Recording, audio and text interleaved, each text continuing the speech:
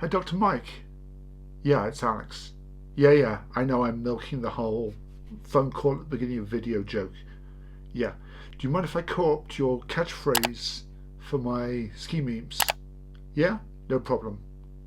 Thank you. Ski whoop, and welcome to Ski Meme Review number 2. Bienvenue, and welcome to 150 Days of Winter. Hello! 7 screws, 1 plate.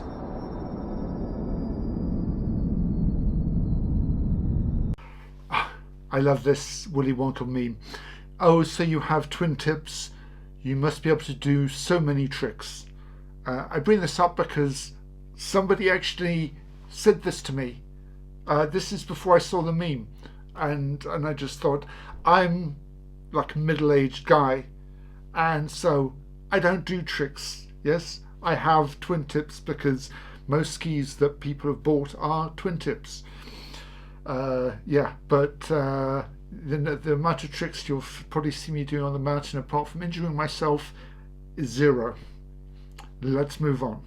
Okay, so that awkward moment when you wake up and see this. First of all, I am not in any way nitpicking, but at least in Europe, you will never see this because you'll be facing the wrong direction. You'll be seeing the mountain in the background. You will not be facing down the hill.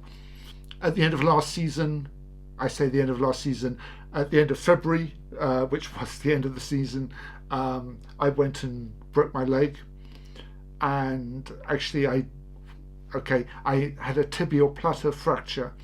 As I was lying in the snow, I was pondering, do I get a blood wagon or do I try and ski back to resort? I chose the latter. I know, incredibly stupid. But if you want to read that whole saga, there's a link up there.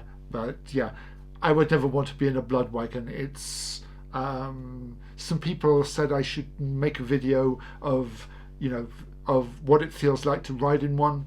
The security police, I don't think, are going to let me. So you never know, they might do. Hey, they buried me alive last season, so who knows?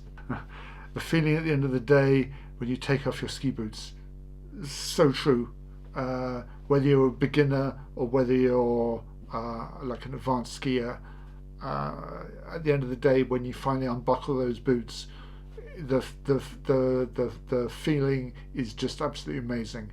It's even better, of course, when you have a bit of alcohol for après-ski at the same time. Sitting on a chairlift with the bar up.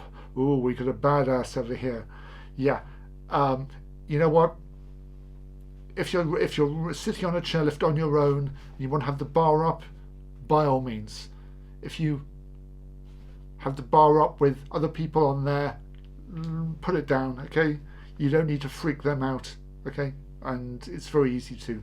Nearest I've come to it is sitting on a chairlift in like virtually naked next to somebody, and that nearly freaked them out. But again, that's another story. Whenever I go skiing and the ski lift stops, I always judge myself or not whether I would live from falling if the lift broke. One thing I'm going to say, and this is me being old and sensible, is never, if the ski lift does stop, don't think, hey, there's some powder down there, I'm going to go and slide off the chair and land in the powder. Most likely there isn't enough powder there to cushion your fall and you'll break your ankles. I think that's the sensible part. There's a great film to watch called Frozen, not the Disney one, but some people who got stuck and yeah, exactly. I've seen it on film a few times of people jumping off chairlifts. They have scoped it out way better than you will ever do, and please don't however much you might think it's cool to jump off a chairlift, don't do it. Yeah, I could take the T-bar. I'm really good at it. 30 seconds later, you fall off. I've got to say, whoever designed the Pomelift, Mr. Pomagalski or whatever, how can we get people up the mountain? Hey, why don't we get a pole with like a little circle on it, and we can basically, it'll grab you by the crotch and drag you up the hill. Is there any reason why, like, there are fewer and fewer people taking up skiing?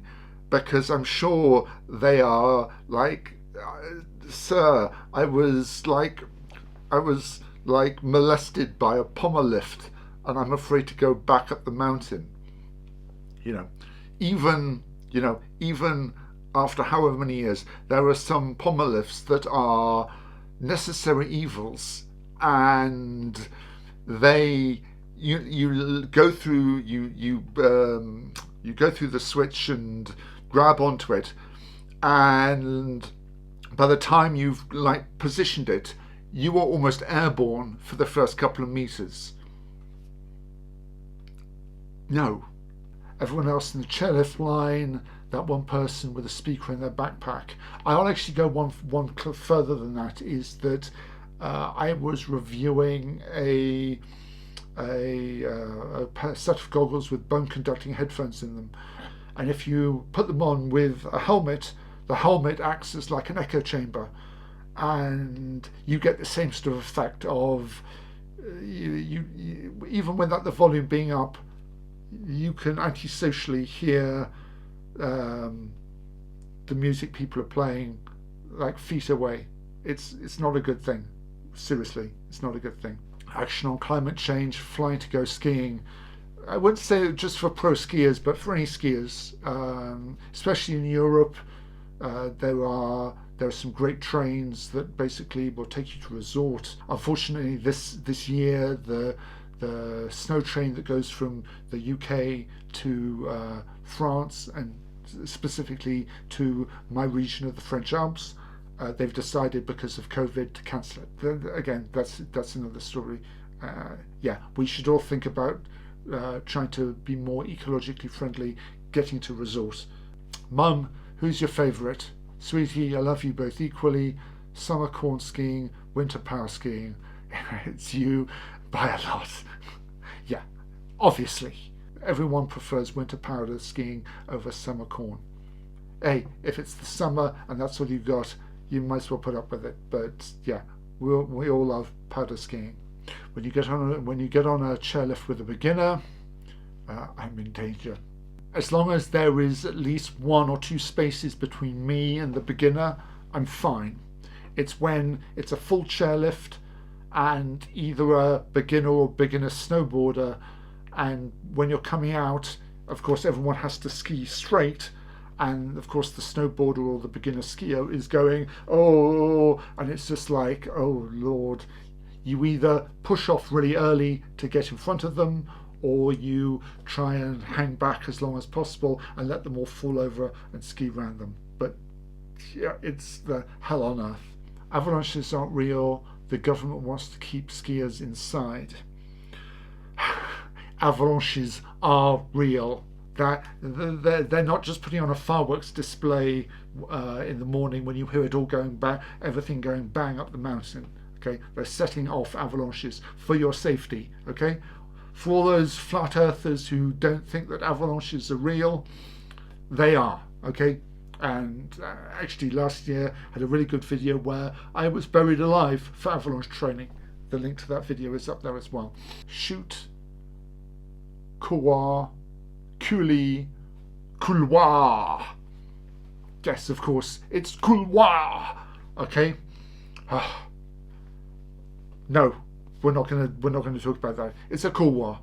Jerry's without Avi gear. I completely understand. Okay, if you are going skiing off piste, you should always wear an avalanche transceiver.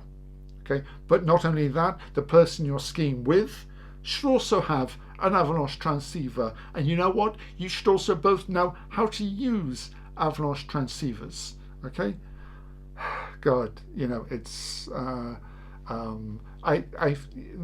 Fauci does sums it up completely right with that, because the stupidity of people thinking that they can get out of avalanches is just absolutely crazy. Lift lines in North America, lift lines in Europe. Actually, you know what? I'm going to fight you on this one, and I'm going to swap them around actually. Lifelines in Europe is the cute little puppy dog, because the English are really good at queuing, French not so much, but they're okay. Okay, the lifelines I've seen in America, albeit only the bad ones, have just been absolutely horrendous. Okay, so yeah, you've got a problem with that, swap them around. Some reasons to ski, not the, of course not the only ones. An excuse to eat a lot of cheese, fondue, raclette, handy excuse for falling over, of course, the most fun you can have with your clothes off. Sorry, the most fun you can have with your clothes on. Indeed. Single, in a relationship, yes, it's complicated. Yes, I am one of those people who has kept every one of the pairs of skis that he has bought since he started skiing again when he was 18. I admit it, they're all downstairs, and I love them all. There you go. Yeah, it is complicated. And finally, if you are online and you are looking in Twitter for ski memes, you might come across this. This is not my account at all. I have nothing to do with it, and I have no idea why it's been suspended. So yeah, there you go. We've made it through episode number 2. If you have any comment on anything that I've said, please leave it down below. As always, click like if you enjoyed. If you want to see more from my channel, click the subscribe. We're getting closer and closer to 1,000 subs, that monetization, and all that. And on that, I will see you all in the next video. Ciao.